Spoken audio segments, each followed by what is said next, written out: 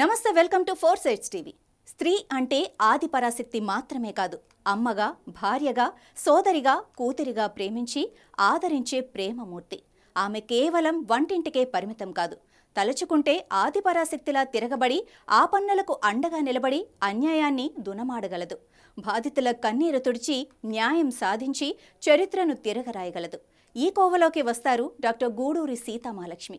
విశాఖలో నివసిస్తున్న ఆమె సాధారణ ఉపాధ్యాయురాలు మాత్రమే కాదు, అగ్రవర్ణాలు జరిపిన అమానుష మారణకాండలో మాన ప్రాణాలు కోల్పోయిన కారంచేడు బాధితులకు అండగా నిలబడి ఉవ్వెత్తున సాగిన ఉద్యమంలో కీలక పాత్ర పోషించిన ధీర నారి.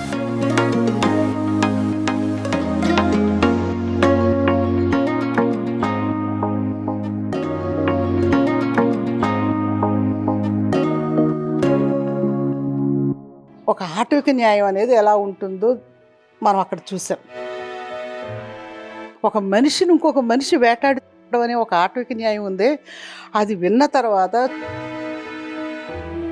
అసలు మానవత్వం ఏమైపోయింది ఇక్కడ?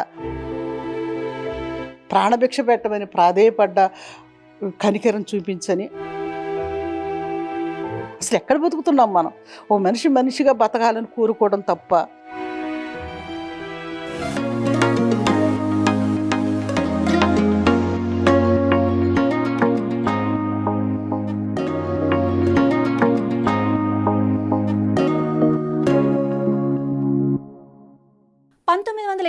లో జరిగిన కారంచేడు దురాగతం అనంతరం బాధితులకు న్యాయం చేయాలంటూ పెద్ద ఎత్తున చేపట్టిన పోరాటంలో ముందు నిలిచిన యోధిరాలిగా గూడూరు సీతాలక్ష్మి అందరికీ చిరపరిచిత్రాలు.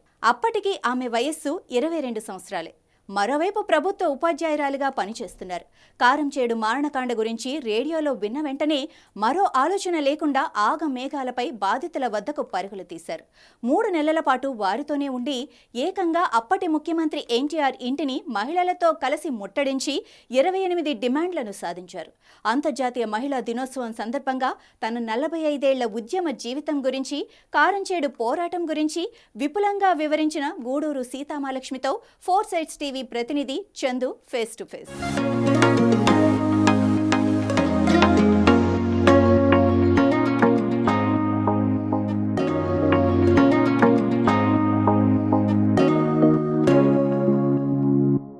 ఎందరో మహిళల్ని మేల్కొల్పినటువంటి ఆ దినం ప్రపంచవ్యాప్తంగా ప్రజలందరి శరీరాల్లో రక్తాన్ని ఒక్కసారిగా వేడెక్కించిన ఘటన ఏదైనా ఉందంటే కారంచేడు ఘటనే.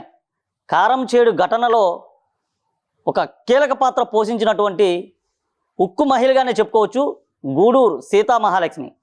ఈ పేరంటే తెలియని వారంటూ ఎవరూ ఉండరు. ఒక శరీరం 18 మందికి అవయవ దానం అనే నినాదంతో ముందుకొచ్చినటువంటి మహిళా శక్తి మనతో పాటు ఉన్నారు. వారిని అడిగి మరిన్ని విషయాలు తెలుసుకునే ప్రయత్నం చేస్తుంది ఫోర్ సైడ్స్ టీవీ. అమ్మ నమస్తే.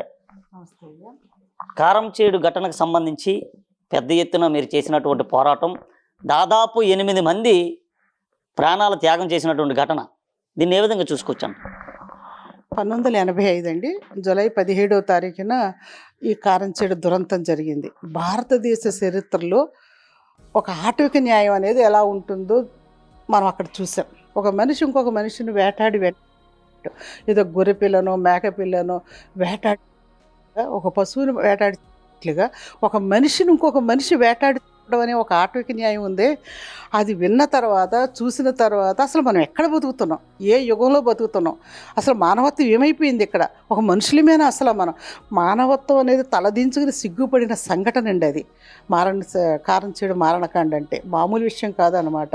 ప్రాణభయంతో మగవాళ్ళు ఆ చేలల్లో, పొలాల్లో గట్లకు ఎడ్డంపడి పరిగెడుతుంటే వెంటాడి బరిసెలతో, గండ్ర గొడ్డళ్లతో, కొడవళ్లతో అనేది ఆ మట్టిలో, ఆ కాలువల్లో తొక్కేయటం అనేది, ప్రాణభిక్ష పెట్టమని ప్రాధేయపడ్డ, కనికరం చూపించని ఆ అమానుషత్వాన్ని, ఆ కౌర్యానికి అసలు ఏం పేరు పెట్టాలో మనకి అర్థం కాదు. ఆడపిల్లలు మరి దాదాపు 2 పదుల సంఖ్యలోనే దాదాపు 25 మంది ఆడపిల్లలు సామూహిక మానభంగానికి గురయ్యారు. అంటే ఎట్లా ఉందో చూడండి అది. అంటే దళితులంటే ఈ దేశంలో వాళ్ళ ప్రాణాలు ఎంత చులకన, వాళ్ళ మానాలకి ఎంత చులకన, ఏ రకంగా దాన్ని మనం చూడాలి? ఎంత అమానుషమైన కాండ అది. ఒక మనిషి ప్రాణానికి విలువ లేదా, మానానికి విలువ లేదా? అంటే వాళ్ళ కోపం వస్తే, అగ్రకులాల వాళ్ళ కోపం వస్తే, వాళ్ళు ఎదిరిస్తే, తలెత్తుకుని బతికితే, ఆత్మగౌరవంతో నిలబడితే మనుషులు ఇలా చంపేస్తారా? రక్తం టేర్లు పారిస్తారా? ఇది మాత్రం మేము మాలాంటి వాళ్ళం ఆ రోజుల్లో చాలా తీవ్రంగా కలత చెందాం, వేదన పడ్డాం. ఆ మనుషుల్ని నిలదీసేందువరకు, అంటే మానవత్వం లేని ఆ మనుషుల్ని నిలదీసేందుకు, బాధితుల పక్షాన్ని నిలబడి న్యాయం కోసం పోరాడేందుకు సంసిద్ధమైన అనేక మంది సామాజిక ఉద్యమకారులు, కార్యకర్తలు నేను ఉన్నాను. ఆ చారిత్రక పోరాటంలో నా వంతు పాత్ర పోషించినందుకు ఎప్పటికీ నేను చాలా గర్వంగా ఫీల్ అవుతాను. కారంచేడు ఘటన జరిగిన సమయంలో ఎంత వయసు పదులో ఉన్నాను? నా వయసు అప్పుడు 22 ఇయర్స్ వచ్చినాయండి. 21 క్రాస్ అయ్యి 22 ఇయర్స్ వస్తున్నాయి. నాకు ఇంకా మ్యారేజ్ కాలేదు. అప్పటికి నేను 5 సంవత్సరాలుగా 80 నుంచి 85 వరకు పశ్చిమ గోదావరి జిల్లా హేతువాద సంఘానికి జనరల్ సెక్రటరీ అండి. నేను హేతువాదిని. నేను ఒక మార్క్సిస్ట్ ఫ్యామిలీ నుంచి వచ్చాను. నేను అంటే కులాలు కానీ, మతాలు కానీ, దేవుడు, దెయ్యం, మూఢనమ్మకాలు, అశాస్త్రీయ విషయాలు, అసంగతాలు, ఈ సమాజాన్ని మన అజ్ఞానం వైపు నడిపిస్తున్న, అంధకారం వైపు నడిపిస్తున్న ఈ బ్రాహ్మణీయ మనువాద సంస్కృతి భావజాలం ఏదైతే ఉందో దాన్ని ఎదుర్కోవటానికి హేతువాద ఉద్యమంలో నేను క్రియాశీలకంగా పనిచేశాను. బాబాలని, అమ్మల్ని, స్వాముల్ని, ఈ శనజీయర్ స్వాములు లేదా స్వరూపానంద స్వాములు ఇప్పటికీ చూస్తున్నాం కదండి. ఎటువంటి అజ్ఞానాన్ని హిందుత్వం పేరుతోటి, మతబాధల పేరుతోటి, ప్రవచనాల పేరుతోటి మన మెదడుకి ఇంకా మేకులు కొట్టేయాలని, మనుషులందరూ సమానులు కాదని జనజీయర్ స్వామి అంటాడు కదండి. 5 వేళ్ళు సమానంగా ఉన్నాయా? ఎవరు ఏ పని చేసుకోవాలి ఆ పని చేసుకోవాలంటారు. నాన్ వెజ్ తినే వాళ్ళందరినీ ఆడు కోడిని తిన్నాడు కాబట్టి కోడిలాగా బతుకుతాడు. చాలా అసహ్యకరమైన భాషలు చెప్తున్న వ్యక్తులు మనం ఈవేళ చూస్తున్నాం. వీళ్ళందరూ మతం పేరు మీద మనుషుల మధ్య అగాధాలు సృష్టించారు, అసమానతలు పెంచి పోషిస్తున్నారు, అంటరానితనాన్ని పెంచి పోషిస్తున్నారు. ఇది అమానవీయం అనేది మేము ఆ రోజు నుంచే చెప్పడం మొదలుపెట్టామండి హేతువాద ఉద్యమం తరఫున. అప్పట్లో సత్యసాయిబాబా లేదా ముమ్మడవరం బాలయోగులు లేదా జిల్లులు 3 అమ్మలు ఇట్లాంటి వాళ్ళందరూ చేసే ప్రవచనాలు, గాలి శేషగిరిరావు, ఉషశ్రీ లాంటి వాళ్ళు ఆ ప్రవచనాలు చెప్పి హిందూ మతంలో ఈ కులాలు, హెచ్చుతగ్గులు, అసమానతలు అవి అలాగే ఉండాలి. భగవద్గీతలో కృష్ణ పరమాత్ముడే చెప్పేశాడు. శత్రువర్ణం మయా సృష్టమని భగవంతుడు చెప్పిన తర్వాత తిరుగులేదా? భగవంతుడు ఎవడండి? కులాలు మన సృష్టించడానికి ఇలాగా మనుషులకి హెచ్చుతగ్గులు అనేవి, కులాలు అనేవి, అంతరాలు అనేవి ప్రపంచంలో ఇంకే దేశంలోనే ఉన్నాయండి? ఈ ఇండియాలో ఎందుకు వచ్చినాయి? ఇన్ని కులాలు ఎందుకు వచ్చినాయి? మనుషుల మధ్య ఇన్ని అడ్డుగోడలు వచ్చినాయి. ఈ బ్రాహ్మణికల్ కల్చర్ పుట్టించింది, ఈ మనువాదం పుట్టించింది. దాన్ని ఇంకా పెంచి పోషించాలని చూస్తున్న ఎవరైనా కానీ ప్రవచనకారుని ప్రశ్నించడం అనేది హేతువాదం లక్షణం అనమాట. మేడం గారు చెప్పండి, కారంచేడు ఘటనలో మిమ్మల్ని ఎక్కువగా బాధించినటువంటి సంఘటన ఏంటి? అదేనండి, నాకు కారంచేడులో ఇట్లా జరిగిందనేది నేను ప్రాంతీయ వార్తలు విన్నాను. ఉదయం 7 గంటల నుంచి 11 గంటల మధ్యలో నరమేధం జరిగింది కారంచేడులో. అగ్రకులాల వాళ్ళు మాదిగపల్లి మీద పడి లారీల్లో వచ్చేసి జనాన్ని తెగ నరికారని, శ్మశాన వాటికి చేసేసారని, మాదిగపల్లి మొత్తం నిర్మానుష్యం అయిపోయిందని, ప్రాణాలు అరిచేతిలో పెట్టుకుని చీరాల వైపు ఆ చుట్టుపక్కల ప్రాంతాల వైపు పరిగెత్తుకుని వెళ్ళిపోయారని ఈ వార్తని ఒక వార్తా కథనంగా, అప్పుడు ఆల్ ఇండియా రేడియో స్టేషన్ తప్ప మనకు ఇంకొక ఆధారం లేదు, టీవీ ఛానల్స్ లేవు అప్పుడు, అది వార్తా కథనంగా వస్తుంది. నేను 1 గంటకి ప్రాంతీయ వార్తలు అది విన్నాను. ఉదయం 7 గంటల కాడించి 11 గంటల మధ్యన ఒక 4 గంటల పాటు ఆ దుండగులు శైవ వ్యవహారం చేసి మనుషుల్ని మొత్తాన్ని ఊరి నుంచి తరిమి కొట్టేసి వికటాట్టహాసం చేశారు. అది విన్న తర్వాత అన్నం ఎలా తినబుద్ధిస్తుందండి? ఇంకా మానవత్వం ఉన్న మనిషి అక్కడ కూర్చోగలడు అస్థిమితంగా? ఈ జరిగిన అన్యాయాన్ని, దురంతాన్ని ప్రశ్నించకుండా మన గుండె కరగకుండా ఉందంటే మనం మనుషులమే కాదు, అది మనది ఒక పాషాణం అయి ఉండాలి అక్కడ. నేను ఇంకా స్థిమితంగా ఉండలేకపోయాను. వెంటనే మా ఊరి నుంచి భీమవరం వెళ్ళి, ఉండి నుంచి భీమవరం వెళ్ళి సర్కార్ ఎక్స్ప్రెస్ ఎక్కి నేను చీరాలు వెళ్ళిపోయానండి. ఆ వెళ్ళింది మొదలు ఆ ఉద్యమంలో నేను మమేకమయ్యాను, చాలా క్రియాశీలకమైన పాత్ర పోషించాను. చివరికి ఎన్టీ రామారావు గారిని అక్టోబర్ 27వ తారీఖున ఎన్టీ రామారావు గారు ఇళ్ళని చుట్టముట్టి ఒక 600 మంది మహిళలతోటి, ఆయన అబిడ్స్లో ఉంటారు అప్పుడు, దిగ్బంధనం చేసి ఆయన బయటికి తీసుకొచ్చి 2 అవర్స్ ఆయన గొడవ చేసి న్యాయం కోసం మేము 28 డిమాండ్లు ఆయన ముందు పెడితే ఆ 28 డిమాండ్లని ఆయన సైన్ చేసి ఓకే చేసి ప్రభుత్వ ఆమోదముద్ర లభించిన తర్వాత మేము ఆయన లోపలికి వదలటం జరిగింది. ఆ చరిత్రాత్మక పోరాటాన్ని ఇమీడియట్గా టెలికాస్ట్ చేసింది ఏదన్నా ఉంటే ఛానల్ అప్పట్లో బీబీసీ వాళ్ళే. నేను టీవీ ఛానల్లో అది లైవ్ వస్తూ ఉండేదట, చెప్తూ ఉండేవారట ఒక రాష్ట్ర ప్రభుత్వాన్ని దిగ్బంధనం చేసిన కారంచేడు మహిళలని, ఆ మహిళలకు నాయకత్వం వహించిన హేతువాద లక్ష్మని. నా ఫోటోలు తెల్లారి అన్ని పేపర్లో ప్రధాన వార్తగా వచ్చినాయండి.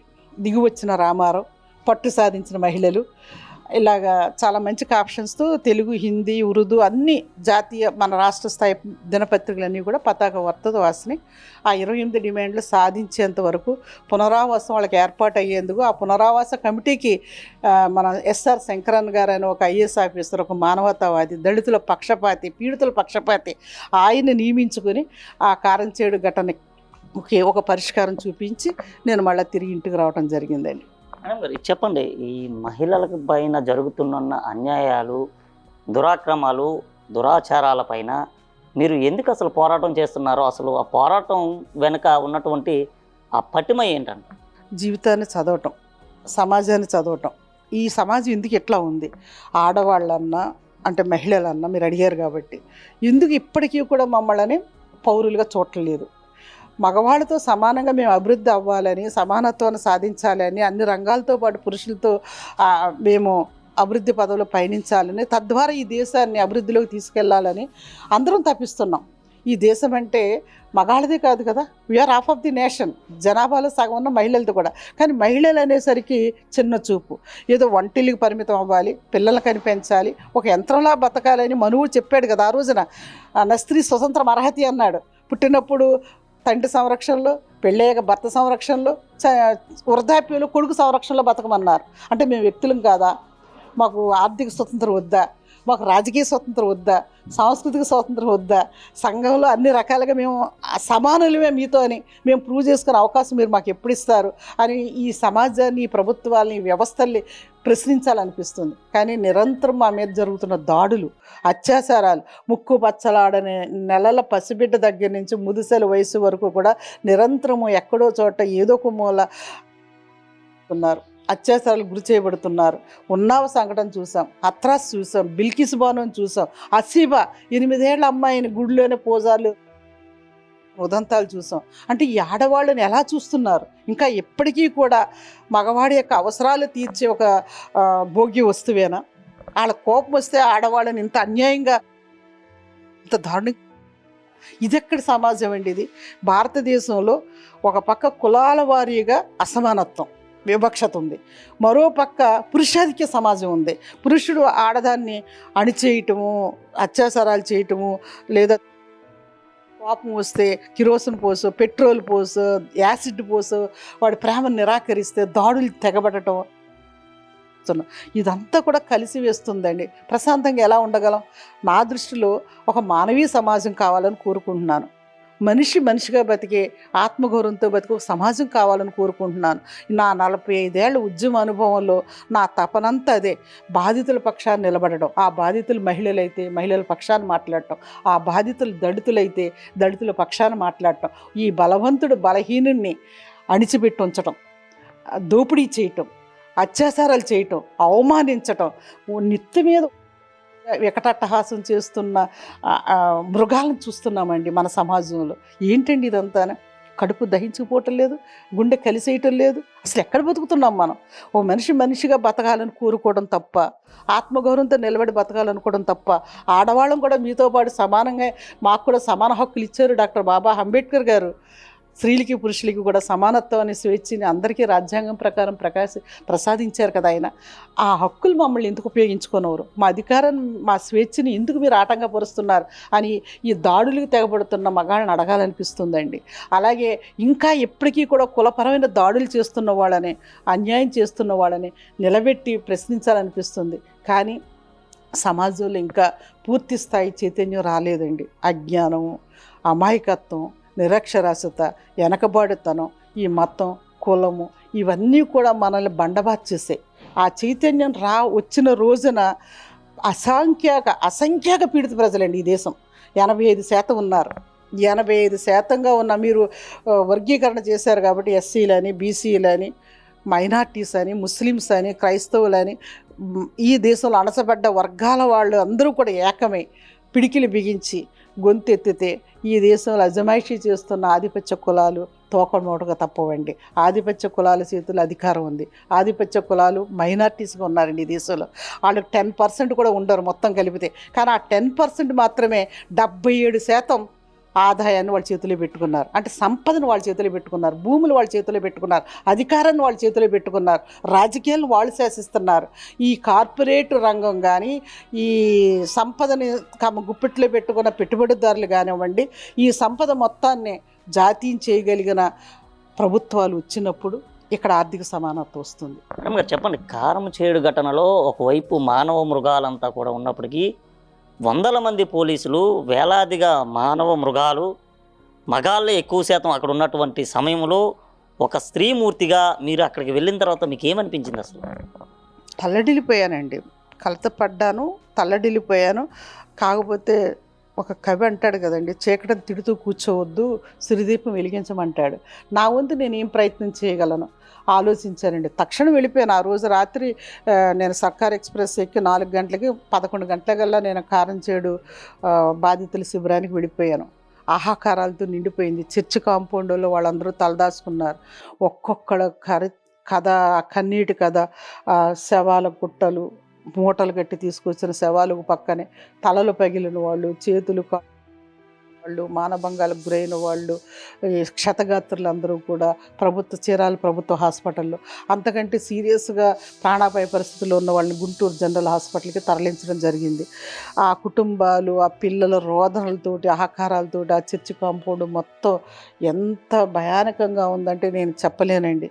నిలువెల్ల కంపించిపోయాను. ఇంకా అక్కడ నుంచి వాళ్ళకి న్యాయం జరిగేంత వరకు ఆ బాధితులు ఓదార్చడం నా పని. ఆ క్షతగాత్రులైన ఆ తల్లులని, ఆ బిడ్డలని హక్కును చేర్చుకోవటం, ఓదార్చటం, వాళ్ళకి కనీసం ఒక మంచినీళ్ళు తాగించో, ఒక టీ తాగించో, పూటకి మేము వెళ్ళి పేటకి వెళ్ళి అడుక్కు తెచ్చామండి. అన్నం వాళ్ళకి, బియ్యం అడుక్కు తెచ్చాం మేము. నాతో పాటు నాలాగా కదిలి వచ్చిన మరి కొంతమంది సామాజిక కార్యకర్తలు అందరం కలిపి ఆ చీరాల్లో ఉన్న 18 పేటలకి వెళ్ళి చెంగు పట్టుకొని బియ్యం అడుక్కు తెచ్చుకొని వండి మేము వాళ్ళకు పెట్టామన్నమాట. ఎందుకంటే అప్పటికే ప్రభుత్వాలు రావటం మొదలెట్టేసాయి. అప్పుడు రాజీవ్ గాంధీ అధికారులు ఉన్నారు, ఎన్టీ రామారావు గారు మన రాష్ట్ర ముఖ్యమంత్రిగా ఉన్నారు. ఆయన వస్తే మాత్రం చీరాల్లో అడుగు పెట్టడం లేదు.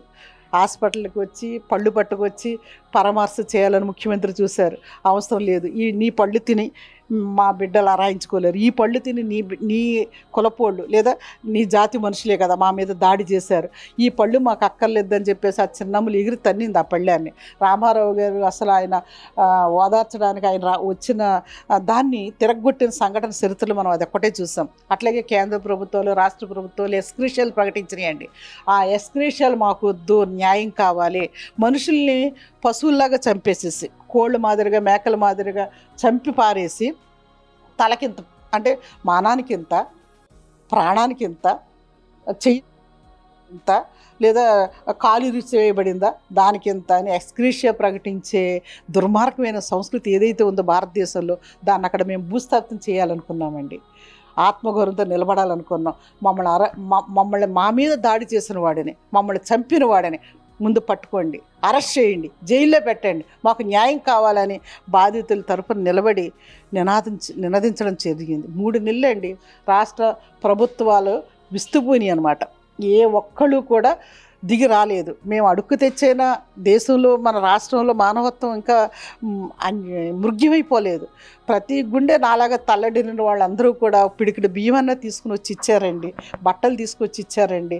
అలా 3 నెలల పాటు ఆ చిన్న చిన్న గుడారాలు వేసుకుని, ఆ చీరాలకి స్టోర్పురానికి మధ్యన ఉన్న ఇసుక పర్రల మధ్యన గుడారాలు వేసుకుని, చిన్న శిబిరాలు వేసుకుని, ఈ 1100 మంది పెద్దవాళ్ళు, సుమారు 400 మంది పైన పిల్లలు, ఆ ఊరు మొత్తాన్ని మేము కాపు కాసుకున్నాం, అంటే కాపాడుకున్నాం, అన్నం పెట్టాం, ఆదరించాం. ఎందుకంటే ప్రభుత్వం ఇచ్చే నష్టపరిహారాన్ని తీసుకోము, మాకు న్యాయమే కావాలని మొట్టమొదటిసారి భారతదేశ చరిత్రలోనే వెలుగెత్తిన సంఘటన అండి అది. ఆత్మగౌరవంతో నిలబడ్డ సంఘటన అండి అది. దాన్ని మనం ఈవేళ, అందుకే ఆ కారంచేడు ఉద్యమం తర్వాతే అద్భుతమైన ఉద్యమాలు, దళిత ఉద్యమాలు బయటకు వచ్చాయండి. దళిత కవులు పుట్టుకొచ్చారు. అలాగే దళిత కళాకారులు పుట్టుకొచ్చారు. అద్భుతమైన ఏంటంటే రచనలు మన కళ్యాణరావు గారు రాసిన అంటరాని వసంతం పుస్తకం చదవండి. మద్దూరు నగేష్ బాబు కానీ, పైడి తరేష్ బాబు కానీ, ప్రొఫెసర్ చల్లపల్లి స్వరూపరాణి గారు కానీ, ఇంకా ఎంతోమంది దళిత కవులు అద్భుతమైన సాహిత్యాన్ని సృష్టించారండి. కారంచేడు ఘటన తర్వాత మీ వివాహం ఎలా కొనసాగింది? మీ వివాహాన్ని ఎవరు జరిపించారండి? ఒక ప్రముఖులు జరిపించారని అంటున్నారు వివాహం. అవునండి, నేను కారంచేడు ఉద్యమం న్యాయం జరిగేంత వరకు నేను ఆ శిబిరంలోనే ఉన్నానండి. బాధితుల్లో ఒక బాధితురాలిని. నేను బయట నుంచి వచ్చిన వ్యక్తినని ఎవ్వరూ ఆ రోజున అనుకోలేదండి. ఎందుకంటే అలీసమ్మ దుడ్డు వందనాన్ని పోగొట్టుకున్నారు. దుడ్డు వందనం అంటే గొప్ప నాయకుడండి ఆయన. అలాంటి వ్యక్తిని వెంటాడి చంపేశారు. తల్లి కళ్ళ ముందు ఆ బిడ్డను చంపేశారు. ఆ తల్లి హృదయం అంతా తల్లడిల్లిపోయి ఉంటుందండి. నేను ఆ దుడ్డు వందనం భార్య, ఆయన బిడ్డలు, ఆ ముసలి తల్లి అలీసమ్మ వాళ్ళతో పాటు ఉండేదాన్ని. ఆవిడ పడుకునే కుక్క మంచంలోనే పడుకునేదాన్ని. కట్టుకున్న బట్టలతోటే నేను వెళ్ళాను కాబట్టి నేను వేసుకున్న బట్టల్ని నేను మార్చుకోవడానికి చెప్పులు కానీ ఏమీ లేవనమాట. నా చెప్పులు ఎప్పుడూ హవాయి చెప్పులు తిరిగి బయటపడేశాను. బాధితురాళ్ళగానే ఉన్నాను. వాళ్ళు ఇచ్చిన ఆ పాత చీరలే కట్టుకుని నేనున్నాను. నేను ఒక చదువుకున్న ఒక గ్రాడ్యుయేట్ని కానీ, నేను ఒక ప్రభుత్వ ఉపాధ్యాయులను కానీ ఎవ్వరికీ తెలియదు. ఎందుకంటే నాకు జీవితాలకే భద్రత లేని వ్యవస్థలో మనం బతుకుతున్నప్పుడు మన ఉద్యోగాలకు భద్రత ఏంటని నాకు ఆలోచన వచ్చింది. ప్రజలే ఇలాగ తల్లడిల్లిపోతుంటే ప్రాణాలు అరిచేతులు పెట్టుకుని పరిగెట్టుకొచ్చిన సంఘటన మన కళ్ళ ముందు ఉన్నప్పుడు నేను ప్రశాంతంగా బతకాలి, నేను సేఫ్గా ఉద్యోగం చేసుకోవాలి, నా జీవితమే నాకు ముఖ్యమని నేను ఆ రోజున అనుకోలేదండి. ఈ బాధితులకు న్యాయం జరిగే వరకు ఇక్కడే ఉండాలి అని నిర్ణయించుకుని నేను అక్కడ ఉన్నాను. అందుకనే నేను ఈ చెలో చీరాలు పిలిపించిన, చెలో విజయవాడ పిలిపించిన, చెలో హైదరాబాద్ పిలిపించిన లక్షలాది జనాన్ని తరలించి ఆ పెద్ద పెద్ద మీటింగ్లు, రైలు రోకోలు, రాస్తా రోకోలు, నిరంతరం ఒక ఉద్యమ పోరాటాన్ని ముందుకు తీసుకెళ్తున్న క్రమంలో నేను మైకి పట్టుకుని నేను మాట్లాడాను. మిగతా దళిత నాయకులతో పాటు నేను కూడా శిబిరానికి అనివార్యంగా నాయకత్వం వహించాల్సిన పరిస్థితి వచ్చింది. కత్తి పద్మారావు గారిని చెలో విజయవాడ అక్టోబర్ 6వ తారీఖున ఆయన అరెస్ట్ చేసి తీసుకొచ్చి ఇక్కడ సెంట్రల్ జైల్లో పెట్టారు. బొజ్జా తారకం గారు అప్పుడు నాసా ప్రయోగించింది కాబట్టి ప్రభుత్వం ఆ దళిత ఉద్యమానికి నాయకత్వం వహిస్తున్న వాళ్ళందరూ కూడా అండర్ గ్రౌండ్కి వెళ్ళిపోయారు. ఎవరైనా బయట వాళ్ళు వచ్చి అక్కడ శిబిరంలో ఉంటే తీసుకెళ్ళి అరెస్ట్ చేసేస్తున్నారు. విద్యార్థి నాయకులు, ఆర్ఎస్యు నాయకులు, నాగార్జున యూనివర్సిటీ, ఆంధ్ర యూనివర్సిటీ నుంచి బస్సులు వేసుకుని పిల్లలు వచ్చారు, విద్యార్థులు. వాళ్ళందరూ కూడా ఎవరు వస్తే శిబిరానికి వాళ్ళ వల్లే కదా బయట నుంచి వస్తున్న ఈ పోరాటం చేస్తున్న ఈ ప్రజా సంఘాల వల్ల లేదా ఈ నాయకుల వల్ల వీళ్ళు మాట్లాడుతున్నారు. ఇలాగా ఆ ఎస్క్రేషియా తీసుకోమంటున్నారు, ఆ ఊరు వెళ్ళమంటున్నారు. మళ్ళీ వాళ్ళ దగ్గర పాలేరుతనం చేయాలి కదా, ఆ ఊరు వెళ్ళిపోయి వీళ్ళంతానే ఆ భూస్వాముల దగ్గర ఆ పాలేరుతనం చేయకుండా ఇక్కడే మేము ఈ చీరాల్లోనే మాకు ఊరు కట్టించండి, మేమంతా ఇక్కడే బతుకుతాం, మాకు ఆత్మగౌరవ పోరాటం కావాలి, మేము వాళ్ళ దగ్గర బతకమని అంటున్నారు కదా. ఈ అన్ని మాటలు మా వాళ్ళు అంటున్నారేమో అనుకుని బయట నుంచి వచ్చిన వాళ్ళు అనిపిస్తున్నారేమో అని. లేదంటే వీళ్ళని ఇక్కడి నుంచి గెంటేస్తే వాళ్ళ పప్పులు ఉడుకుతాయి కదా, మళ్ళీ వాళ్ళ ఆ ₹1,00,000 2 లక్షలు తీసుకుని వెళ్ళిపోతారు కదా, అంతే సరిపోతుందని అనుకుంది ప్రభుత్వం. కాబట్టి 3 నెలలు పోయినా ఈ పోరాటాన్ని వదిలిపెట్టేది లేదు. వాళ్ళని అరెస్ట్ చేస్తూ జైల్లో పెట్టి శిక్షించేంత వరకు కూడా మేము ఈ పోరాటాన్ని ఆపమని చెప్పేసి మనం అంటున్నాం. కాబట్టి బయట నుంచి వచ్చే వాళ్ళని తరిమేయటం కోసం ఈ నాసా ప్రయోగించింది. కానీ అదృష్టవశాత్తు నేను చెప్పాను కదా, బాధితుల్లో ఒక బాధితురాలే నేను బయట నుంచి వచ్చిన వ్యక్తి అని అనుకోలేకపోయారు. కాబట్టి అక్టోబర్ 6వ తారీఖున చెలో విజయవాడ పిలిపించినప్పుడు వ్యాస్ భయంకరమైన లాఠీ చార్జీ చేశాడండి. అక్కడ పద్మారావుని అరెస్ట్ చేయడానికి మరొక జలియన్వాలాబాగ్ దురంతాన్ని తలపింపజేశాడు ఆయన. మీరు ఆ నెక్స్ట్ డే మేము ఆ పీడబ్ల్యూడీ గ్రౌండ్కి వెళ్ళి చూస్తే కొన్ని వందల వేల చెప్పుల చేతులు చెల్లాచెదరైపోయి ఉంటాయి అనమాట. అందరం లాఠీ దెబ్బలు తిన్నాం. అందరినీ విచక్షణారహితంగా లాఠీ చార్జీ చేసి వచ్చిన లక్షలాది జనాన్ని చెల్లాచెదురు చేసి అందరిని అరెస్ట్ చేసి పట్టుకెళ్ళారు. నేను మళ్ళీ అలీసమ్మ మళ్ళీ బాధిత మహిళలు అందరం కూడా తెల్లారి మళ్ళీ శిబిరానికి వెళ్ళిపోయాం. కానీ వచ్చిన ఉద్యమ నాయకులు, వచ్చిన ప్రజా సంఘాల వాళ్ళు, కార్యకర్తలు మరి ఆ లాఠీ చార్జీ తర్వాత ఇటు వాళ్ళు అటు వెళ్ళిపోవాల్సి వచ్చింది. శిబిరానికి వెళ్తే పోలీస్ పికెటింగ్ పెట్టేశారు చుట్టూను. బయట వాళ్ళని ఎవరిని ఇంక శిబిరం వైపు రానివ్వటం లేదు, కొత్త వాళ్ళు ఎవరిని అటువైపు రానివ్వట్లేదు. ఊళ్ళోకి ఎవరు అడుగు పెట్టడానికి లేదు. 144 సెక్షన్ అమల్లో ఉంది ఇంకా. కాబట్టి ఆ శిబిరం అంతటితో ఆ పోరాటం ఆగిపోయింది. ఆ శిబిరంలో ఇంకా బయట వాళ్ళు లేరు కాబట్టి ఇంకా మనము ఈ బాధితులు మనం చెప్పినట్టు వింటారు అని ప్రభుత్వం అనుకుంది. ఆ ప్రభుత్వం యొక్క ఊహను తల్లకిందులు చేస్తూ ప్రభుత్వ యొక్క అంచనాన్ని తారుమారు చేస్తూ ఒక 20 రోజులు నేను అదే శిబిరంలో ఉన్నాను. అక్టోబర్ 6 నుంచి అక్టోబర్ 27 వరకు పేటకి వెళ్ళాను, మీటింగ్లు పెట్టాను. కారంచేడు మహిళల్ని నేను పోరాటానికి సన్నద్ధం చేశాను. ఒకటే చెప్పాను అనమాట వాళ్ళందరికీ, అమ్మ ఇక్కడ కూర్చొని మనం శిబిరంలో బాధపడితే లాభం లేదు. ఆనాడు రామారావు గారు ఓట్లు అడుగుతూ మన ఊరు వచ్చాడు కదా, నా ఆడబడుసులు అన్నాడు కదా. కాబట్టి ఆడబడుసులకి ఈవేళ అన్యాయం జరిగిన వాళ్ళం, బిడ్డలు కోల్పోయిన వాళ్ళం, భర్తలు కోల్పోయిన వాళ్ళం, కొంపగూడు కోల్పోయిన వాళ్ళం. అలో లక్ష్మణ అంటే ఇలా ఎన్నాళ్ళు మనం ఈ చెట్టు కింద ఈ ఇసుక పొరల్లో తలదాచుకుందాం. మనం పోదాం పదండి, ఎన్టీ రామారావు ఇంటికి వెళ్ళిపోదాం, ఆయన దగ్గరే తేల్చుకుందాం, తాడో పేడో తేల్చుకుందాం. న్యాయమే చెబుతాడా, అన్యాయమే చేస్తాడా? మరింత అన్యాయం చేస్తే పోదాం జైలుకి, లాఠీ చార్జీ చేస్తాడా? విజయవాడలో వ్యాస్ కుట్టిన దానికన్నా భయంకరంగా కొట్టలేడు కదా హైదరాబాద్లో, చూద్దాం అది కూడా అని చాలా ధైర్యాన్ని ఊరిపోస్తూ రాత్రులండి సీక్రెట్గా మీటింగులు పెట్టుకుని 18 బ్యాటిల్లో మీటింగ్ పెట్టుకుంటే, నేను ఇలా మీటింగ్ పెట్టిన తర్వాత మగాళ్ళందరూ మళ్ళీ ఆడవాళ్ళని కూర్చోబెట్టి కొంపదీసి మీరు ఆవిడ వెనకాల వెళ్ళిపోతారేమో, వెళ్ళకండి. ఎన్టీ రామారావు గారు ముఖ్యమంత్రి చాలా మొండివాడు, జగముండి ఆయన. మేము అందరిని జైల్లో పెట్టేస్తాడు, తుపాకులతో కాల్పించేస్తాడు, బిడ్డలకు దూరం అయిపోతారు, ఆవిడ మాట వెనకండి, వెళ్ళకండి అని వెనకాల నీరుగార్చిన వాళ్ళు కూడా ఉన్నారు. అయినా సరే నేను 27వ తారీఖు కృష్ణ ఎక్స్ప్రెస్ చీరాల స్టేషన్కి రండి మనం వెళుతున్నామని చెప్పినప్పుడు ఎంతమంది వస్తారు అనేది నాకు కూడా అంచనా లేదు. ఎందుకంటే శిబిరం నుంచి కొంతమంది ఆడవాళ్ళు తరలేరు, పేటల నుంచి కూడా కొంతమంది ఆడవాళ్ళు తరలి వచ్చారు. అలా చీకట్లో మేము 2 గంటలకి రైల్వే స్టేషన్కి నేను వచ్చి చూస్తూ ఉంటే అలా నలుగురు తండోపతండాలుగా మొత్తం ఒక 600 మంది పైన పోగయ్యారు. పర్వాలేదు, ఒక మంచి ధైర్యంతో పోరాడానికి వచ్చారని చెప్పేసి అందరం కూడా ఆ ట్రైన్ ఎక్కాం. రిజర్వేషన్లో కూర్చున్నప్పుడు జనరల్గా దించేయాలని చూస్తారు ఆ టీసీ కానీ వాళ్ళు కానీ. మేము పోరాటానికి సిద్ధపడి వెళ్తున్నాం, ముఖ్యమంత్రిని తేల్చుకోవడానికి వెళ్తున్నాం, మమ్మల్ని దించేస్తారా? అయితే మీరు అంటే కొంత జరుగుద్ది కదండి సంభాషణ. అయితే విజయవాడలో మమ్మల్ని దింపేసేటట్టయితే మేము మిమ్మల్ని కృష్ణా తెనాలు వస్తుంది, తెనాలు బ్రిడ్జి నుంచి మిమ్మల్ని కిందకు పడేయాల్సి వస్తుంది, మాకు పోయేది ఏమీ లేదని కూడా ఆ తెగించిన మన ఆడవాళ్ళు మన మహిళలు మాట్లాడిన సందర్భం కూడా నాకు చాలా ఉద్యమస్ఫూర్తిగా ఉంటుందన్నమాట. ఆ రోజున సైలెంట్ అయిపోయారు, ఆ బెర్తల మీద పడుకున్న వాళ్ళంతా దిగిపోయి మరీ మాకు ప్లేస్ ఇచ్చారనమాట. ఒక స్త్రీ శక్తిగా స్వశక్తిగా మీరు ఎదిగినటువంటి ఈ పరిణామం కానీ ఈ క్రమం కానీ ఈ మధ్యకాలంలోనే వచ్చిందంటారు, అంటే మీకు చిన్ననాటి నుంచే వచ్చిందంటారా? సార్ బాల్యం నుంచే ఉందండి. విద్యార్థి దశ నుంచి నేను ఉద్యమాల్లో ఉన్నానండి. మనిషికి ఒక కష్టం వచ్చిందంటే ఆ కష్టాన్ని తీర్చడానికి నేను ఏం చేయగలను సాటి మనిషిగా అనేది ఆలోచిస్తూ ఉంటాను నేను. అది నాకు ఎప్పటికీ బహుశా నా తల్లిదండ్రులు కావచ్చు, నేను పెరిగిన వాతావరణం కావచ్చు, బాల్యంలో బాధించినటువంటి ఘటన ఏమైనా ఉందంటారా? చాలా ఉన్నాయండి, 1, 2 కాదనమాట. ఇవన్నీ చెప్పాలంటే ఇది సమయం కూడా కాదు.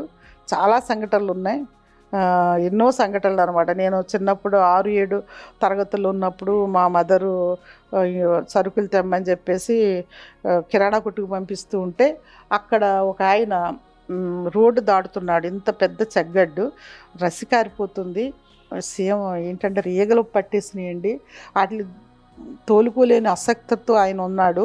రోడ్డు దాటలేకపోతున్నాడు, కాలిపోతుంది రోడ్డు అంతానే, వెహికల్స్ వెళుతూ ఉన్నాయి తార్ రోడ్డు మీద. నేను సైకిల్ పక్కన స్టాండ్ వేసి, మా నాన్నగారు సైకిల్ తొక్కేవాళ్ళు అందరం కూడా. అప్పుడు ఆయనకుండే స్కూల్ టీచర్ కదా, ఆ సంచిని ఆ డబ్బులునేమో చేత్తో పట్టుకుని ఆయన్ని ఎత్తుకుని, నా వయసుకు మించే కానీ ఆయనకి ఆ సెగ్గడ్డేసి రసికారిపోతుంటే తీసుకొచ్చి రోడ్డుకి యువతలకి, ఎక్కడికి వెళ్తున్నావు తాత అని అడిగితే హాస్పిటల్కి వెళ్తానమ్మా, నన్ను చూసేవాళ్ళు ఎవరూ లేరు, ఈ బాధ భరించలేకపోతున్నాను, లేచి నిలబడలేకపోతున్నాను అని ఏడుస్తుంటే నా గుండె ఆ టవల్ తీసి చూస్తే ఇంత రసికారిపి, ఇంత గడ్డ కట్టేసి సెగగడ్డండి, అంటే గుండె ద్రవించిపోయింది. నా వయసుకు మించైనా కానీ ఆ వెళుతున్న రిక్షా ఆయన ఒక ఆయన పిలుచుకొచ్చి ఆ రిక్షా ఆయన సాయంతో ఆయన రిక్షాలో కూర్చోబెట్టుకుని రాజుగారి హాస్పిటల్లో ఒక హాస్పిటల్ ఉంటుందండి మాకు, ఒకటే హాస్పిటల్ ఆ ఉండేలోనే, ఆయన దగ్గరికి తీసుకెళ్ళి అదంతా డ్రెస్సింగ్ చేయించి ఆ మందులు అయ్యి, నాకు అమ్మ సరుకులు తెమ్మని డబ్బులు ఇచ్చారు కదా, ఆ మందులన్నీ తెచ్చేసి డ్రెస్సింగ్ అది చేయించిన తర్వాత అప్పుడు అడిగారు డాక్టర్ గారు, తీసుకెళ్ళమ్మా మీ తాతనే, మళ్ళీ 3 రోజుల తర్వాత తీసుకురా, రోజు కొన్ని రోజులు డ్రెస్సింగ్ చేయాలి అది ఇదని చెప్పారు. ఆయన మా తాతనే అనుకున్నాడు. అంటే మానవ సంబంధం అండి, ఆయన మన తాతో మన బంధువు మన రక్త బంధువు అయితేనే మనం సాయం చేయాలని లేదు, సాటి మనిషికి సాయం చేయాలని. అప్పుడు నేను చెప్పాను, ఆయన మా తాతగారు కాదండి, నాకు దారిలో కనిపిస్తే తీసుకొచ్చానంటే, నువ్వు ఎవరమ్మాయి? ఇలా గూడూరు అర్జున్ మాస్టర్ అమ్మాయినండి అంటే, ఓహో అర్జున్ గారు అమ్మాయివా, సరేనమ్మా మీ నాన్నతో నేను మాట్లాడతానులే అని మళ్ళీ ఆ డాక్టర్ గారే మళ్ళీ ఇంజక్షన్లకి ఆయనే డబ్బులు తీసి మళ్ళీ కొన్ని ఇంజక్షన్లు ఆయన తెప్పించి మందులు వాడారు. బాబు రా నువ్వు, నేను చేస్తాను అని ఆయన డాక్టర్ గారు మళ్ళీ ఎప్పుడెప్పుడు రావాలి, మందులు ఎలా వాడాలని చెప్పాడు అనమాట. ఆయన నన్ను భుజం తట్టి మెచ్చుకున్నారు. చిన్నపిల్లవైనా మంచి పని చేసావు. అప్పటి నుంచి నాకు డాక్టర్లు అంటే గొప్ప గౌరవం కలిగింది. డాక్టర్లు అంటే ఏదో డబ్బుల కోసం పనిచేసేవాళ్ళే కాదు, మానవత్వంతో కూడా పనిచేసేవాళ్ళు ఉంటారు. వాడు భేదా బిక్కని చూడకుండా వైద్యం అందిస్తారనేది నాకు ఆ చిన్ననాటే ఒక బలంగా ఒక నాటుకుపోయింది. అందుకని ఈ శరీర అవయవదాన ఉద్యమం ఆ స్ఫూర్తితోనే మీరు విశాఖలో అవయవదానానికి సంబంధించి ఒక ట్రస్ట్ను కూడా ఏర్పాటు చేసినట్లుగా తెలుస్తుంది. అసలు ఈ అవయవదానం ట్రస్ట్ని ఎందుకు ఏర్పాటు చేయాలనిపించింది? మనుషులు చచ్చిపోతున్నారండి, చాలా మందిని చూశాను నా కళ్ళ. అదే అవయవ లోపంతో చనిపోతున్న వాళ్ళని చూశాను నేను. ఉద్దాన ప్రాంతం వస్తే కిడ్నీ పేషెంట్లు మనకి ఎక్కువ. కేజీహెచ్కి వెళ్ళి చూస్తే 100 మంది రోజు డయాలసిస్ మీద ఉంటారు. నేను కూడా ఒకప్పుడు నేను 2022లో నాకు ఒక జెంటికల్గా కిడ్నీకి ఒక ప్రాబ్లం వచ్చి నేను అది మాల్ రొటేటెడ్ కిడ్నీ అని, ఆ కిడ్నీలో ఒక రాయి ఉందని, మూవబుల్ కిడ్నీ అని, డిసెండింగ్ కిడ్నీ అని, నాకున్న కిడ్నీకి సంబంధించిన అనారోగ్యకరమైన లక్షణాలు బైబర్త్ వచ్చినాయి అంట, సరిగా ఫామ్ అవ్వలేదు అది. సో నేను వెంటనే వైద్యం కోసం ప్రయత్నం చేసాము. ఎక్కడ వైద్యం అందకపోతే కోయంబత్తూరు పంపించారు. కోయంబత్తూరులో నాకు ఆపరేషన్ చేశారు. అక్కడికి ఇంటికి వెళ్ళాల్సి వచ్చిందంటే వేదనాయక హాస్పిటల్, ఓన్లీ కిడ్నీ హాస్పిటలే ఉంది. అక్కడికి వెళ్ళాక నాకు తెలియలేదు, దేశవ్యాప్తంగా వందలాది మంది, వేలాది మంది కిడ్నీ పేషెంట్లు ముక్కుపచ్చలాని పసిబిడ్డలతో సహా అక్కడ ప్రాణాపాయ పరిస్థితులు ఉన్నారు, డయాలసిస్ మీద ఉన్నారు, మరణశయ్య మీద ఉన్నారు. అరే నా కళ్ళ ముందు ఒక 7-8 ఏళ్ల పిల్లాడు వాడు డయాలసిస్ మీద ఉన్నాడు. కిడ్నీ ఎవరైనా ఒకరు దానం చేస్తే ఆ బిడ్డ బతుకుతాడట. ఆ తల్లిదండ్రుల బాధ వర్ణనాతీతం. డాక్టర్లు అడిగితే ఈ కిడ్నీ డొనేట్ చేయడానికి భారతదేశంలో ఎవరు ముందుకు రారండి, ఇది చాలా కష్టమైన పని, భారతదేశంలో అవయవదానం శరీరదానం అంటే ఏమీ తెలియదు అన్నారు. అయితే ఎందుకు తెలియదు, ప్రజలు ఎందుకు ఆలోచించడం లేదు, మనకు 2 కిడ్నీలు ఉంటే ఒక కిడ్నీ ఇచ్చేస్తే మన జీవితానికి ఏమన్నా ప్రతిబంధకం అవుతుందా అని డాక్టర్లు అడిగారు. ప్రతిబంధకం కాదండి, హ్యాపీగా. చాలామందికి తెలియదండి, కొంతమంది ఒక కిడ్నీతోటే పుడతారు, జీవితానికి ఏమీ డోకా లేదు, 2 కిడ్నీలో ఒక కిడ్నీ ఇచ్చేయచ్చు అని చెప్పారు. అది నాకు నాటుకుందండి. వచ్చిన తర్వాత స్టడీస్ చేశాను. ఇండియాలో అసలు 0 స్థాయిలో ఉన్నాం మనం. అవయవదానం మీద, శరీరదానం మీద ఎవరికీ అవగాహన లేదు. కాబట్టి నేను 2003లో ఈ Savitribai Phule education charitable trust పెట్టి మనమే ప్రయత్నం చేద్దాం, మనుషుల్లో ఉన్న మానవత్వాన్ని మేల్కొల్పుదాం, మరణించిన జీవించండి అని ఒక నినాదంతో ఒక పక్క విద్యాదానం చేస్తూ, రెండో పక్క టోటల్ బాడీ డొనేషన్ చేస్తూ, న్యాచురల్గా మేము చనిపోతే మా శరీరాలని ఇదేనండి. అప్పుడు 2003లో మేము ఈ మరణించిన జీవించండి అని ఇచ్చి ఫస్ట్ బుక్ అనమాట ఇది. ఆ శరీర దానం యొక్క ఇంపార్టెన్స్ని తెలియజేస్తూ ఒకేసారి 35 మంది ఆంధ్ర మెడికల్ కాలేజీకి మేము టోటల్ బాడీ డొనేట్ చేసాం. మేము న్యాచురల్గా చనిపోతే మా కార్నియాని 2 అందులకి ఇవ్వండి, వాళ్ళందరితో నుంచి విముక్తి అవుతారు. మా బాడీని మీరు పరిశోధనలకు ఉపయోగించుకోండి. ఒక రిసెర్చ్ పర్పస్కి, ఒక సైలెంట్ టీచర్గా, కాబోయే వైద్యులకి మేము ఒక బోధనోపకరణగా ముడిసరికి ఉపయోగపడతాం. న్యాచురల్ డెత్ అయితే సపోజ్ అనుకోకుండా మేము బ్రెయిన్ డెత్ అయ్యామనుకోండి, మా అవయవాలు ఎంతమందికి ప్రాణం పోయగలిగితే అంతమందికి ప్రాణదానం చేయండి, మా అవయవాలను ఉపయోగించుకోండి. అంతే తప్ప మమ్మల్ని కాల్చి వేయొద్దు, కాల్చి బూడిద చేయొద్దు, పిడికిడ మట్టిగా మమ్మల్ని మార్చొద్దు. ఈ సమాజానికి మేము మరణం ద్వారా కూడా ఈ సమాజం యొక్క రుణం తీర్చుకోవాలనుకుంటున్నాం. సమాజ హితం కోసమే బతికినన్నాళ్ళు చనిపోయిన తర్వాత కూడా సమాజానికి ఉపయోగపడాలనేది ఈ సావిత్రిబాయి పూలే ట్రస్ట్ లక్ష్యం. ఈ ట్రస్ట్లో ఎంతమంది సభ్యులు ఉన్నారు, ఇప్పటి వరకు ఎంతమంది వారి యొక్క అవయవాలను దానం చేశారు? ఇప్పటికీ మన శరీర అవయవదానం టోటల్ బాడీ డొనేట్ చేస్తామని విల్లు రాసి ఇచ్చిన వాళ్ళైతే 52,000 అయ్యారండి మన తెలుగు రాష్ట్రాల్లో. అయితే అవయవాలు దానం చేయడానికి 2013లో అంటే టోటల్ బాడీ డొనేట్ చేస్తే న్యాచురల్గా చనిపోతే బాడీస్ని ఇచ్చేటకి దగ్గరలో ఉన్న మెడికల్ కాలేజీ సంసిద్ధంగానే తీసుకుంటున్నారు. దగ్గరలో ఉన్న ఐ హాస్పిటల్ కానీ ఇచ్చేస్తున్నాం. కానీ అవయవాలు బ్రెయిన్ డెడ్ అయినప్పుడే కదండి, కోమాలకు వెళ్ళిపోయినప్పుడే కదా డాక్టర్లు డిక్లేర్ చేయాలి, అప్పుడు అవయవాలు తీసుకోవాలి. అప్పుడు 10 మందికి ప్రాణదానం చేయగలుగుతాం అవయవాల ద్వారా. అది చేయాలంటే ఒక పెద్ద యంత్రాంగం ఉండాలి, అది ప్రభుత్వమే చేయగలుగుతుంది, వ్యక్తులు చేయలేం, మనం వ్యవస్థలు చేయలేం, మనలాంటి సేవా సంస్థలు చేయలేవు. కాబట్టి ఆ యొక్క అవయవాలను హార్వెస్టింగ్ చేయడానికి, రిట్రీవల్ చేయడానికి, వాటిని ఇప్పుడు గుండె ఉందంటే 4 గంటల లోపల ఒక చోట నుంచి ఒక చోటకి అది ట్రావెల్ చేయాలి. గ్రీన్ క్యారిడార్ వచ్చింది, ఎయిర్ అంబులెన్స్లు వచ్చినాయి. ఇదంతా జీవనదాన యాక్ట్ రావటం వల్ల సాధ్యపడింది. 2013లో ఆ జీవనదాన్ యాక్ట్ వచ్చేంత వరకు 3 సంవత్సరాలు మేము చాలా తిరిగామండి. చెప్పులు అరిగేలా తిరిగాం ప్రభుత్వాన్ని కదిలించడానికి. మొత్తానికి సక్సెస్ అయ్యాం. జీవనదానం ట్రస్ట్ వచ్చింది. కొన్ని వందల మంది బతికారండి ఈవేళ. మీరు ఎన్నో రకాల పోరాటాలు చేశారు కారం చేడు నుంచి ఇప్పటి వరకు, ఇప్పటికీ చేస్తూనే ఉన్నారు. అయితే ఇన్ని పోరాట సమయాల్లో మీకు ఎప్పుడైనా ఎవరి నుంచి కానీ ఒత్తిళ్లు కానీ బెదిరింపు కాల్స్ కానీ రావడం జరిగింది? బాబ్రే, అవి ఇక్కడ మాట్లాడుకోవద్దండి. ఎందుకంటే నాకు ఎప్పుడు కూడా నెగిటివ్ చెప్పడం ఇష్టం ఉండదండి. పాజిటివ్నే చూస్తాను. ఒక సమాజానికి ఎదురీదేటప్పుడు కష్టాలు, ఆటంకాలు, అవమానాలు, దాడులు, ప్రతి దాడులు, అసలు విపరీతమైన మానసికమైన స్ట్రెస్కి గురైపోతాం మనం. ఉదాహరణకి చిన్న ఎగ్జాంపుల్ చెప్తానండి. నాకు అప్పుడు ఇంకా నిండా 20 ఏళ్ళు లేవు. 83వ సంవత్సరంలో ఒక నవవధువు సూర్యకుమార్ భర్త తిరుపతి అనే క్యాప్షన్ తోటి నేను ఒక పెద్ద కరపత్రం వేశాను భీమవరంలోనండి. పెళ్ళైన 3 నెలలకే ఆ అమ్మాయిని కట్నం సరిపోలేదని సీసలి గ్రామ ప్రెసిడెంట్ కొడుకు ఆ బిడ్డకి, ఆ ఆడపిల్లకి కూల్ డ్రింక్స్లో గుళికలు కలిపేసి పాయిజన్, అమ్మాయి కోడిపిల్ల కొట్టుకున్నట్టుగా కొట్టుకుని పాపం చాలా ప్రాణాపాయ పరిస్థితులు గిలగలాడిపోతుంటే మాలాంటి వాళ్ళని చూసి హాస్పిటల్లో పెట్టాం. ఆ అమ్మాయి మరణ వాంగ్మూలం ఇచ్చింది. తన భర్తే గుళికలు కలిపి కూల్ డ్రింక్ తాగించాడని. అంటే ఒక ఆడపిల్ల కట్నం చాలకపోతే ఇంత అమర్ష వెంటనే నేను ఆ అమ్మాయి చనిపోయింది, తీసుకురాలేకపోయాం. కానీ అమ్మాయికి న్యాయం జరగాలని భీమవరంలో పెద్ద హెసిటేషన్ మొదలుపెట్టాను. నేను వేసిన కరపత్రానికి నవవధువు సూర్యకుమార్ తిరుమలరావు అమ్మాయి ఫోటోతో వేసిన కరపత్రానికి నాకు ఆడవాళ్ళ నుంచి మంచి స్పందన వచ్చిందండి, సపోర్ట్ వచ్చింది. ఈ 8వ తారీఖున, అక్టోబర్ 8వ తారీఖున 16వ తారీఖు నేను ఆదివారం నాడు పిలిపిస్తే 5,000 మంది ఆడవాళ్ళు నా వెనక ర్యాలీ అయ్యారు. పెద్ద ఊరేగింపు.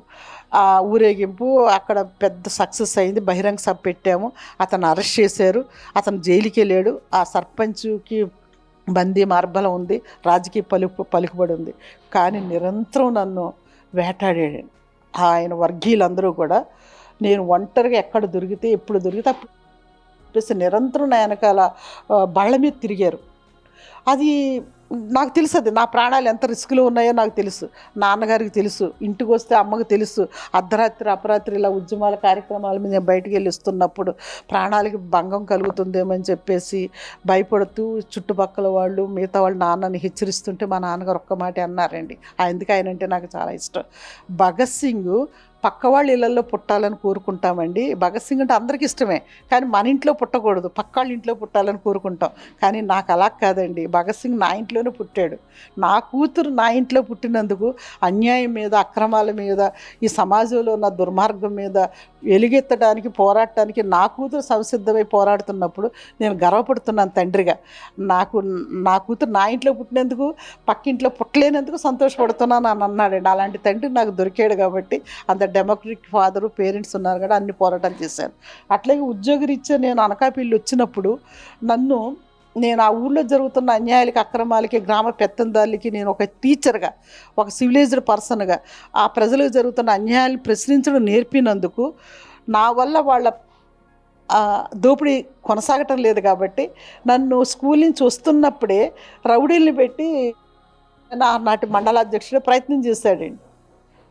అది కూడా నేను ఎదుర్కొని నిలబడ్డాను. ఎందుకంటే నన్ను బదిలీ చేయించగలిగారు. ఇంకా ఇట్లా చెప్పుకుంటూ పోతేనమ్మా చాలా ఉన్నాయి. నేను అచ్యుతాపురం మండలంలో పనిచేస్తున్నప్పుడు బాల్య వివాహాలని ఆపించగలిగాను. 8వ తరగతి నా దగ్గర చదువుతున్న ఒక పాప తెల్లారితే పెళ్లి, దానికి అది శుభలేఖ పట్టుకొచ్చి టీచర్కి ఇస్తానని వంకబెట్టి ఇంటికి నా దగ్గరకు వచ్చింది. నా దగ్గర చదివి ముక్కుపచ్చలారని బిడ్డకి పెళ్లి తెల్లారి, దానికి 13 ఏళ్ళు లేవు. అక్కడ ఈ వ్యవస్థలో 13 ఏళ్ళు అయిన అమ్మాయికి మెచ్యూర్ అయిందా అవ్వలేదని కూడా చూడకుండా పెళ్ళిళ్ళు చేసేస్తున్నారు. ఈ అచ్యుతాపురంలో పూడిమడకల చుట్టుపక్కల ప్రాంతాల్లో నేను పనిచేసినప్పుడు ప్రతి గ్రామంలో 7-8 తరగతులు చదువుతున్న అమ్మాయికి పెళ్ళిళ్ళు అయిపోతున్నాయి, బాల్య వివాహాలు. ఆ బాల్య వివాహాలు ఆపడానికి నేను చాలా పెద్ద పోరాటం చేశాను టీచర్గా. ఆ అమ్మాయి ఇచ్చిన కాళ్ళు పట్టేసుకుంది. టీచర్, నాకు ఈ పెళ్ళి ఇష్టం లేదండి, నేను చదువుకుంటాను టీచర్ బాగానే, నాకు ఈ పెళ్ళి వద్దు, ఇష్టం లేదని భారమైన ఏడవటం మొదలుపెట్టింది. వెంటనే నేను కలెక్టర్కి ఫోన్ చేశాను, ఆ అమ్మాయిని పంపించేసి. శేషాద్రి గారు అప్పుడు మన జిల్లా కలెక్టర్. నాకు ఆయనతో మంచి పరిచయం ఉంది, ఎందుకంటే నా యాక్టివిటీస్ని ఆయన చాలా బాగా మెచ్చుకునేవారు, సపోర్ట్ చేసేవారు. ఆయన వెంటనే ఒక 50 కార్లు, ఆయనకి నా దగ్గర నుంచి ఫోన్ వెళ్ళగానే ఒక 50 కార్లు ఆ ఊరు వచ్చేసాయి. ఏది రెవెన్యూ వాళ్ళు, పోలీసు వాళ్ళు, ఐసిడిఎస్ వాళ్ళు అందరూ మొత్తం అందరూ వచ్చేసారు. అన్ని వ్యవస్థలు వచ్చేసినాయి. తెల్లారి మీకు పేపర్లలోని టీవీలో స్క్రోలింగ్ ఏంటంటే ఒక ప్రధానోపాధ్యాయురాలు పూనకాలు తాగిన బాల్య వివాహం పెద్ద హెడ్డింగ్స్తో వచ్చేసిన అమ్మాయి పెళ్ళి ఆగిపోయింది. పెళ్లి చేస్తే వాళ్ళందరూ అరెస్ట్ అయిపోతారు. ఆ అమ్మాయి 18 ఏళ్ళు నిండే వరకు పెళ్లి ప్రసక్తి చేయమని చెప్పేసి అటుపక్క వాళ్ళ చేత ఇటుపక్క వాళ్ళ చేత రాయించుకున్నారు. ఆ అమ్మాయి మళ్ళీ చదువుకుంది. కానీ ఇంకి పెళ్ళి సుబ్బు సాగుకు వచ్చిందని అన్నారు కదా. నా బండిని ఒక చోట పెట్టి నేను అక్కడ నుంచి నడిచి వెళ్ళాలి 3 కిలోమీటర్లు అచ్యుతాపురం దగ్గర. నేను సానికాలు అనే చోట నేను బండి పార్క్ చేసుకుని నేను అక్కడి నుంచి నేను లోపలికి 3 కిలోమీటర్లు సేమలాపల్లి నడిచి వెళ్ళాలి కాబట్టి బండి అక్కడ పెట్టుకున్నా. నా మీద కోపంతో ఆ బండిని పెట్రోల్ పోసి తగలబెట్టారు. నేనే ఉంటే నా మీద కూడా దాడి. ఇది జరిగిన తర్వాత నాకు పోలీసు ప్రొటెక్షన్ అవసరం అనుకుని ఊళ్ళో పోలీసులు పెట్టారు. మేడం మీద దాడి చేసేటట్టు ఉన్నారు. ఎందుకంటే కొన్ని అటు ఇటు కొన్ని పెళ్లి కొడుకు తరపు వాళ్ళు లక్షలు ఖర్చు పెడతాడు. పెళ్లి కొడుకు మరీ కోపంగా ఉంది నాకు. వాడు 30 ఏళ్ళు ఉన్నాయి, ఈ అమ్మాయికి 13 ఏళ్ళు ఉన్నాయి. పెళ్ళికి సిద్ధపడిపోయాడు. వాడు పెళ్ళి ఆగిపోయేది పీటల మీద పెట్టి. నా మీద ఎంత కోపం ఉంటుందండి వాడికి. కాబట్టి నేను ఎక్కడన్నా దొరికితే దాడి చేయాలని చూశారు వాళ్ళు. వెంటనే శేషాద్రి గారు నన్ను అక్కడి నుంచి డిప్యుటేషన్ మీద స్పెషల్ ఆఫీసర్గా వేరే పోస్ట్కి నన్ను పంపించేశారు. ఎందుకంటే నాకు అక్కడి నుంచి పోలీసు వాళ్ళు రిపోర్ట్ పంపించారు, మేడంకి ఎక్కడ సెక్యూరిటీ లేదండి. ఆడవాళ్ళని లేడీ పోలీసులు పికెటింగ్ పెట్టారు నా కోసం కాపలాగా. నేను ఆ ఊళ్ళో పోలీసులు ఎత్తించాను, వద్దండి పిల్లలు బడికి రావాలి. కానీ అదొక మంచి మార్పు తీసుకొచ్చిందండి. ఆ దెబ్బతో బాల్య వివాహాలు ఆగిపోయినాయి.